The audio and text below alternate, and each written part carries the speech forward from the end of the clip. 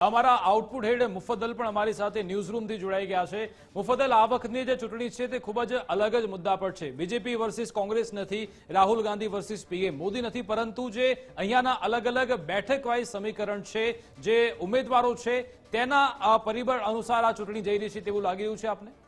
બિલકુલ વિકાસ, અને એટલા માટે જ આંકડા ખૂબ જ રસપ્રદ છે અને છેલ્લા 2 કલાકમાં કે જ્યારે કાળઝાળ ગરમી છે, આંકડામાં ખૂબ મોટો વધારો જોવા મળ્યો છે। 1 વાગ્યાથી અને 3 વાગ્યાનું જે અંતર 2 કલાકનું અંતર છે એમાં મોટો ઉછાળો મતદાનના આંકડામાં જોવા મળ્યો છે। સૌથી મહત્વની વાત એ છે કે જ્યાં સૌથી વધારે મતદાન છે વલસાડમાં 58% સુધી આંકડો પહોંચી ગયો છે, અને સૌથી ઓછું મતદાન જ્યાં છે બંનેની વચ્ચે 20%નો સિગ્નિફિકન્ટ અંતર છે।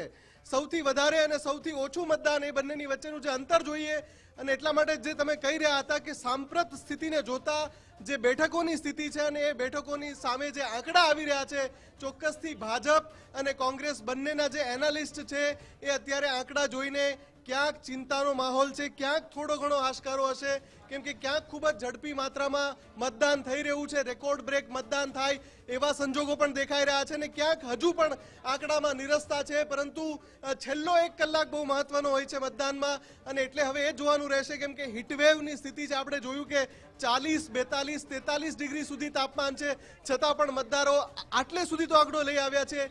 47% ગુજરાતમાં અત્યારે જે છેલ્લું લેટેસ્ટ અપડેટ છે આપણી પાસે, 47% ગુજરાતમાં સરેરાશ મતદાન છે, અને એમાંથી ઘણી બધી બેઠકોમાં 53%, 55%, 57%, 58% જેટલું મતદાન થઈ ગયું છે। પણ હજુ પણ જ્યાં નિરસ મતદાન છે, જે આંકડો હજુ પણ 40%ની અંદર છે, ભાવનગર, સુરેન્દ્રનગર, આ બધી જગ્યાએ છે। આપણી સાથે ધર્મેશ પણ જોડાયા। ધર્મેશ, જે રીતના આંકડા અત્યારે જે તસવીર દેખાડી રહ્યા છે, શું લાગી રહ્યું છે? જ્યાં ધીમું મતદાન છે ત્યાં ચોક્કસથી ચિંતાનો માહોલ હશે? ચોક્કસ બનાસકાંઠાનું જે રેટિંગ સવારથી જે અવિરત ચાલુ છે, એ પછી અત્યારે વલસાડનો જે 3 નંબરના જે 3 વાગ્યાના આંકડા આવ્યા, એમાં વલસાડનો જે આંકડો છે એ એકદમ જેને કહી શકાય કે એવી છે, પરંતુ જ્યાં નિરસતા સવારથી જોવા મળી છે ત્યાં અત્યાર સુધીમાં મતદાનનું રેટિંગ છે વધવું જોઈએ, વધ્યું નથી। હવે ગણતરીના જ કલાકો છે, મોટે ભાગે 3 વાગ્યાના જે આંકડા આવ્યા છે ચૂંટણી પંચના, એ મુજબ જોઈએ તો અત્યારે વલસાડ સૌથી ટોપર પણ છે, અને એના પછીનો બનાસકાંઠાનો ક્રમ આવે છે। પરંતુ